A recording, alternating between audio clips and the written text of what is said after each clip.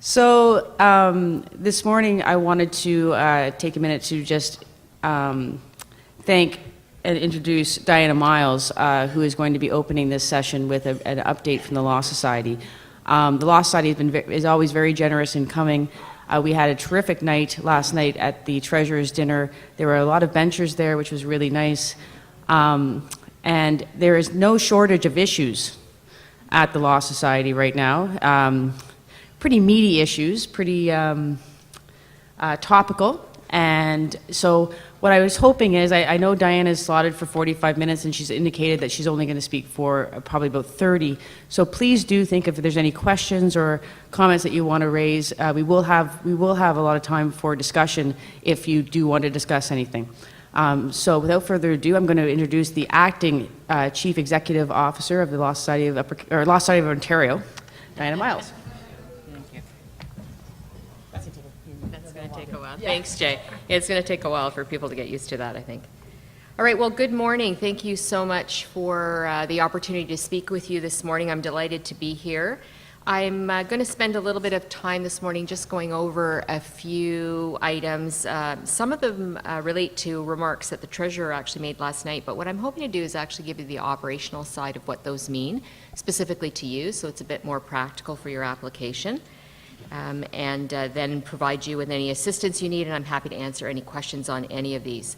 So let me just start, first of all, let me get my clicker here.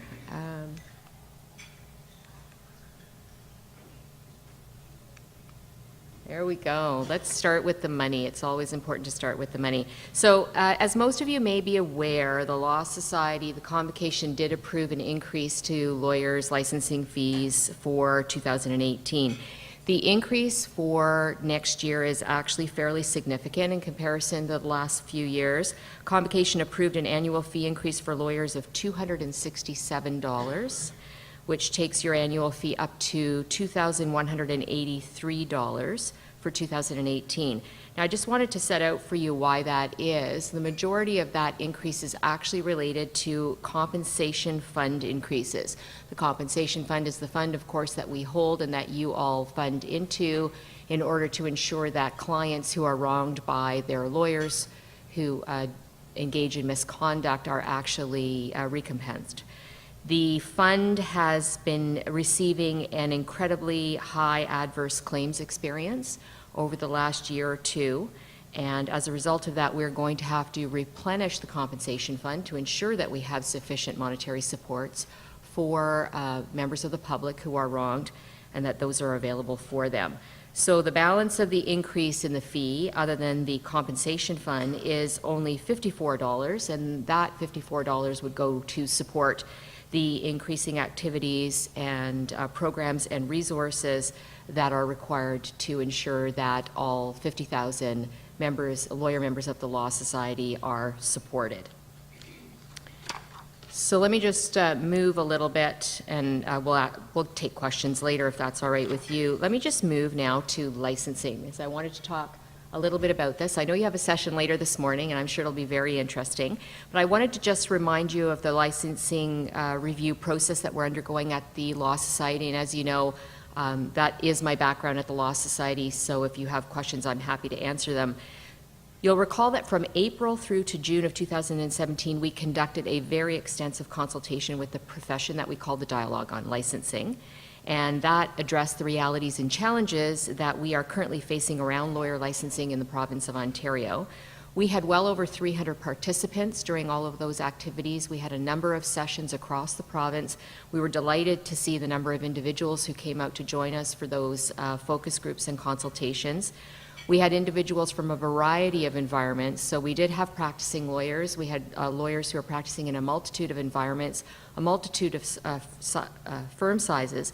We also had participants from academic environments and other environments. So it was really good to see everyone come out, and we received a significant number of comments. We also actually did some outlines of all the discussions that took place in all of those sessions, and they are posted on our website if anyone does have an interest. It's really quite an enlightening review of information and thoughts and concerns around licensing, as well as some really good ideas that came from all of the audiences that we spoke with. So it was a very good process. It was received very well. I'd certainly, if any of you had participated in any of those sessions, I'd be interested to hear what your thoughts were on that. It started as the dialogue process down a path at the Law Society that we hope will be able to continue. That's the idea of getting out there and doing these kinds of consultations and input and feedback sessions so that we can really hear from you directly. The committee, the Professional Development and Committee at the Law Society, is the one responsible and charged with the task of actually dealing with the new licensing review and determining where we're going to be going next as an organization. That committee is actually going to be reporting probably in early 2018, but it's only going to be an interim proposal report. What we are going to do is we're going to put together what our thoughts are right now on what we've heard, take what the input we've received, and provide back our thoughts on where our next steps might be. We'd like to then go back out to the profession in Ontario and ask what you think about the proposals that we're putting forward. So please do look for that. It's likely to be January or February. We will be providing sufficient time for everyone to feed back into that review and let us know what they think of the proposals specifically and give us some direct feedback, which I think will be very helpful. It won't be until after we receive that feedback and we reconsider that again that we'll be coming forward with a final report to convocation, which is likely to be either later in the spring, or if not later in the spring, it could even be next fall. So I'll look forward to hearing about your session later this morning. Wanted to talk a little bit about the Coach and Advisor Network today because I think this is something that I want to bring to your attention. It is a program at the Law Society that is a result of our strategic priorities from our last term. It took us a bit of time to figure out what we were going to do here. It started as a mentoring proposal, and we actually evolved it to a Coach and Advisor Network proposal. Coaching, as you may all know, in our terminology for this particular program is really about a longer-term commitment. So coaching activities or engagements usually take 5 or 6 months. Advisor activities are about providing, I guess you can call it just-in-time advice or support to another of your colleagues who's looking for some help on a particular substantive or procedural issue on a file. So we recently held a thank you reception for CAN, and we had all of our coaches and advisors and users of the service over to the Law Society to celebrate 1 year of very robust delivery. It's been a bit of a whirlwind because we do provide, for those of you who may already be involved, a lot of supports and resources, particularly for our coaches. Coaching is a bit of an art. It's not something that really one should be taking on lightly. There's a way to do coaching that will be successful, and there are other ways to do coaching that won't be. So we spend a lot of time with our coaches doing training. We offer lots of sessions. We work with them in groups and one-on-one to make sure that they're comfortable in the coaching that they do with their coachees. We're delighted that the program is actually growing very well, and that the feedback we're receiving shows us that both there is a real need for these supports out there in the profession, and also that the members of the profession are really willing to step up and step in and give back, and are happy to be trained and coached themselves so that they can then provide coaching to their colleagues.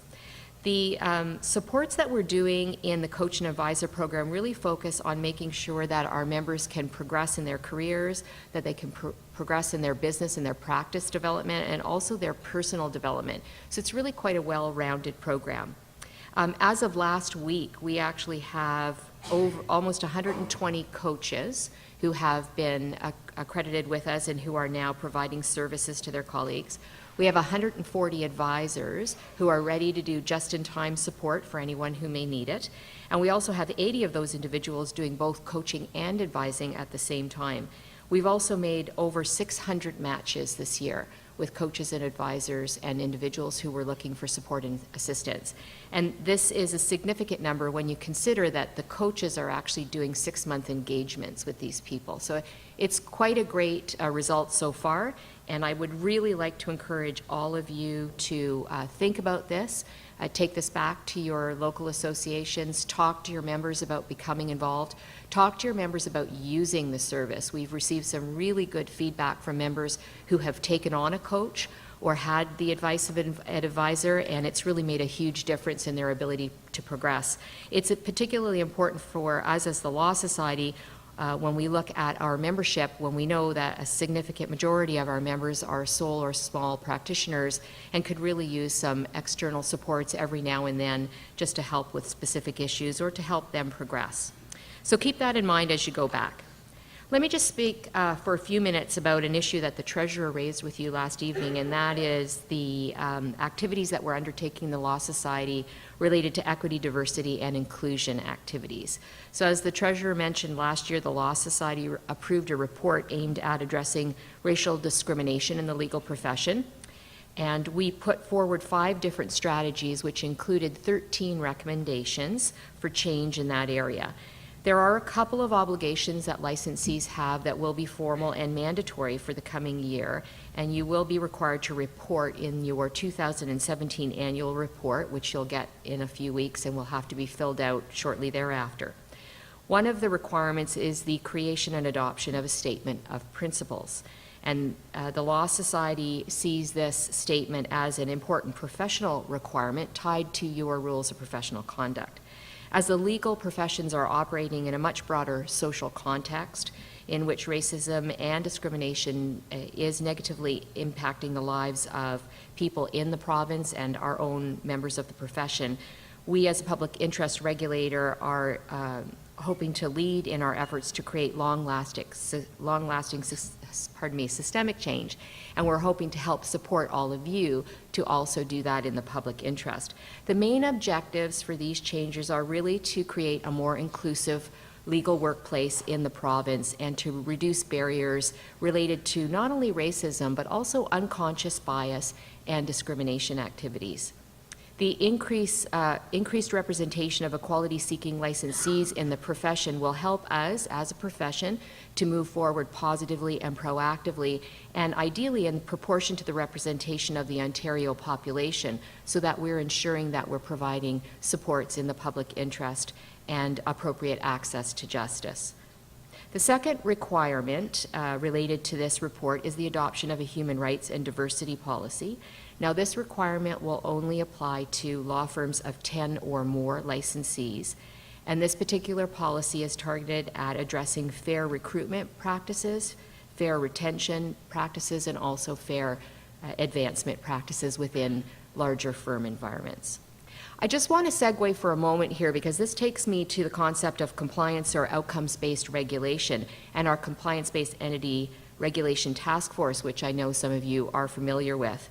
It's been working on its activities in the last few months, trying to determine where it would like to take the compliance-based and outcomes-related regulation activities in the next few months.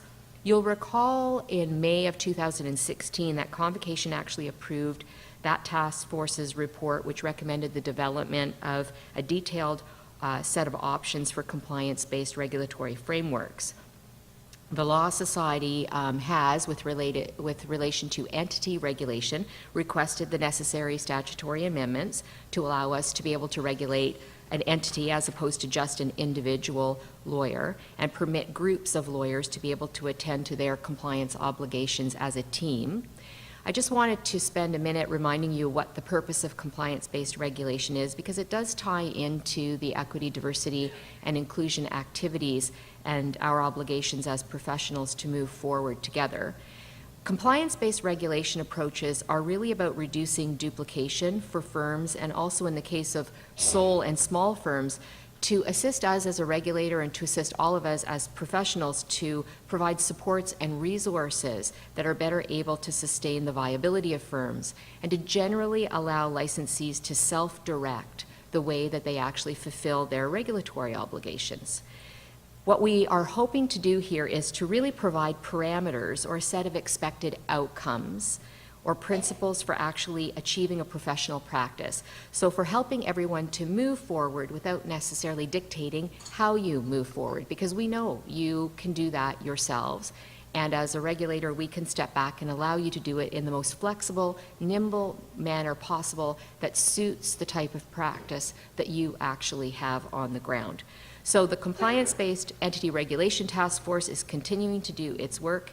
It's continuing to consider what principles it may bring forward, and we anticipate, and this is why I thought I'd raise it today, a further consultation with the profession, which we believe will be including focus groups on these matters, probably in the spring timeframe, and we certainly hope to see many of you involved in that discussion because it will be an important evolution in the manner in which we proceed to regulate in the public interest. So last night, the treasurer mentioned the name change, and Jay mentioned it this morning. So not that any of you haven't heard, but in case you haven't heard, we have approved a name change, and we are now going to be known as the Law Society of Ontario. Now, this is going to be effective January 1st, and we're going to move from the Law Society of Upper Canada, and we'll start using the new name, Law Society of Ontario. But that name is going to be phased in over a period of 12 months. We have requested the government to make the necessary amendments to the Law Society Act so that the name is formalized. But what I wanted to address with you today was what this actually means for you as individuals so that you can understand and take that back to your membership. So what does it mean for you? Well, there is absolutely no requirement come January 1st for any of you to do anything. You don't have to update your stationery. You don't have to change your references to being licensed by the Law Society of Upper Canada to licensed by the Law Society of Ontario. No changes to printed materials, updating of your website, blogs, etc. There are no requirements here. The reference to the Law Society of Upper Canada will simply be interpreted as a reference to the Law Society of Ontario. However, what we would like to do is encourage you to promote a closer connection between yourselves and the public and the rest of the legal profession by encouraging you to actually move towards using the Law Society of Ontario as it becomes convenient for you to make those changes in your online or printed materials. I had a few questions last night from a few of you asking about the need to change the name and why we would change the name at this time.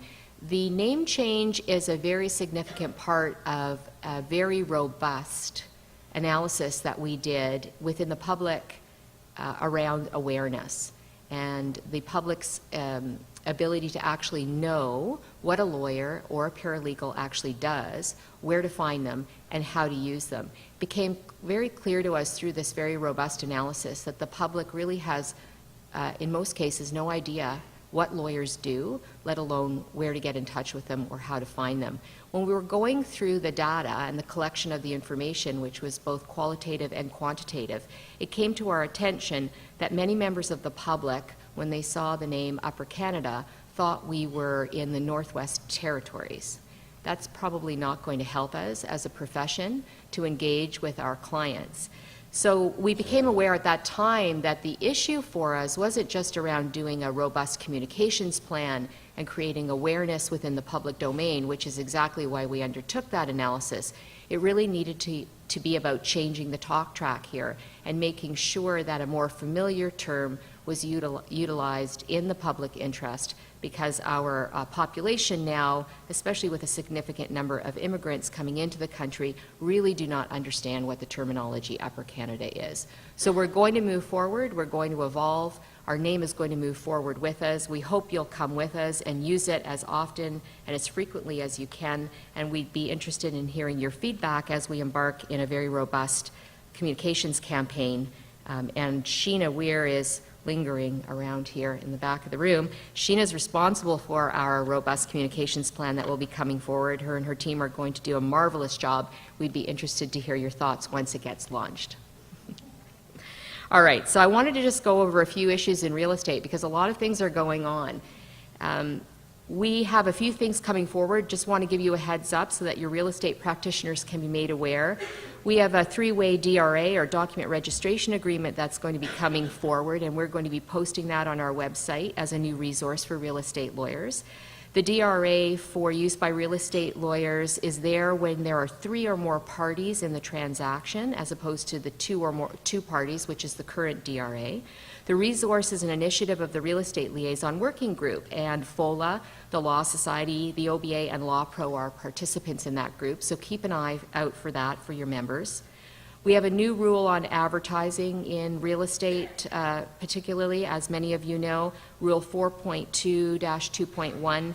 The purpose of that rule is to address the bait and switch practices that are often a part of advertising, unfortunately, in some of our environments.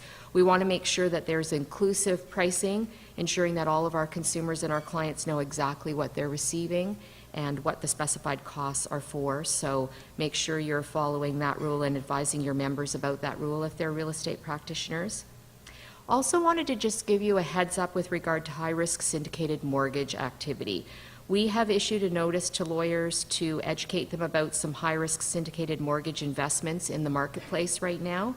In these particular schemes, investors are actually being encouraged to invest their savings to fund soft costs in the development of a project. And those costs might include things like advertising, drawing up plans, or setting up sales offices, things like that. The Law Society is aware of a number of situations where investors have actually suffered significant losses in these high-risk transactions, where Ontario lawyers have played a role. So the notice includes a list of features that you would sometimes find in these schemes to help lawyers identify them, and also some resources on a lawyer's obligation when they're acting in that type of a transaction. Finally, I just want to speak a little bit about changes to TerraView. TerraView is moving to the web, so we understand that the rollout of that new system is going to be commenced in January, and the province has been divided into sections for the purpose of that rollout. The rollout is going to occur at different times in different areas of the province. The new system is actually going to require lawyers and their staff to use token numbers to sign the documents rather than the keys that we're used to using. The use of the keys is actually going to disappear, and TerraView and the government will be releasing more information on that and what lawyers will have to do to get ready. And I just wanted to call to your attention for the real estate practitioners that we at the Law Society will be doing a webcast as well on January 10th if anyone needs some help to get ready for that particular change. Wanted to take a few minutes to encourage all of you to bring forward nominations for our awards. It's awards season. We're getting ready for a busy time. The Law Society awards are numerous, and I just wanted to remind you what they are today. We have the Law Society Medal, which was established in 1985, and it recognizes lawyers who have demonstrated outstanding service. The Lincoln Alexander Award honors an Ontario lawyer who has shown an enduring commitment to community service on behalf of Ontarians. We have the Laura Legg Award, which is given each year to a female lawyer from Ontario who has exemplified leadership within the profession. For paralegals, we have the William J. Simpson Distinguished Paralegal Award, which recognizes a paralegal who has demonstrated outstanding professional achievement. And of course, we have for lawyers and paralegals the J. Shirley Dennison Award, and this award recognizes significant contributions to access to justice and poverty issues. And the reason I want to raise this with you today is that I want to strongly encourage all of you and your members to consider making nominations for these awards. I'm sure that you can think of someone in your region or your area who truly deserves this type of recognition. I just wanted to bring to your attention that last year we had over 40 nominations, and only 6 of those nominations came from outside of the Toronto and Ottawa areas. So it's really important for you to get out there and see if there is someone that you'd like to bring forward as a nominee so that they can get a much-deserved recognition for the work that they do. The deadline for the nominations is January 26th, so it's coming up pretty soon.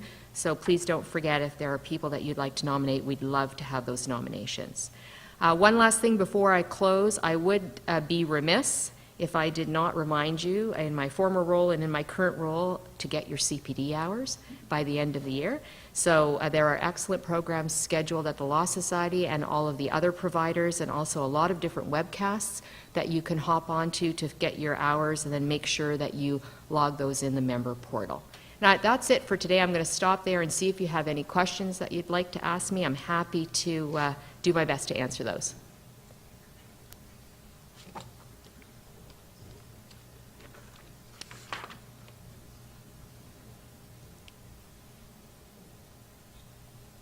I have a question. You mentioned that there is a new document registration agreement if there are 3 or more parties. Right. So we have a purchaser and a vendor. Is a mortgagee a third party for the purposes of the new three-party document registration agreement? Yes. Okay. So most routine residential purchases and sales would involve the new agreement? We think so, yes, and we're doing it because the other agreement was well used and people, it was very useful for them. And so the group that got together put this in place because we're getting a lot of requests for having a lack of document. And I think Dan's here too. The document is supported by Law Pro, and I think it's very important for all of us to make sure that we're using the appropriate documentation. Thank you. It's available shortly, yeah.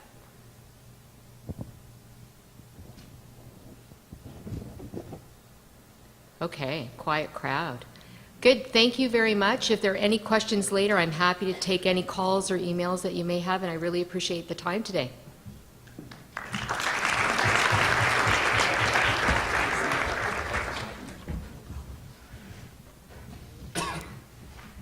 So thank you so much, Diana. That was fantastic. The great thing about having the CEO of the Law Society address plenary, and it's now become something that is a key feature of our agenda. It makes my job a little bit easier to always have this as an anchor of the agenda. The great thing is that it provides such a wide-ranging briefing on all the issues. The downside is it becomes my to-do list for the next 6 months, and I think we're going to be a little bit busy. So I want to also reiterate something that Diana mentioned at the end, which is the call for nominations for awards. This is something that we emphasize every year because we really are that connection to the practicing bar across Ontario, and we want to see more nominations from across the province, and especially from some communities that are not recognized as much. So please consider that. Think of some lawyers that are doing some good things in your communities, and get those nominations in.